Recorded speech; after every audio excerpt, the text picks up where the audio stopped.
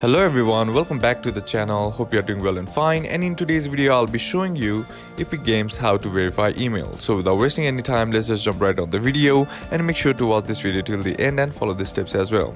So the first thing that you need to do is open up any of your browser and on the search bar simply type in store.epicgames.com.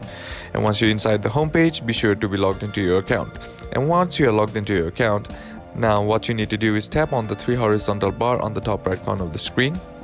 And once you tap on that, here on the bottom you'll be seeing your profile name or your profile. Simply tap on that, and once you tap on that, you'll be seeing a side menu with a bunch of options, and among them you'll see an account option. Tap on that, and once you tap on account option, you'll be seen to this account settings page.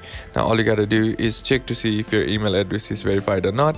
Now in order to verify, what you need to do is simply under it you'll find an option that says verify, or if you don't have an email, all you gotta do is just simply add in the email address, and then a confirmation verification link will be sent to you as an email in your registered mail. So just open up the mail and then check for the Epic Games email.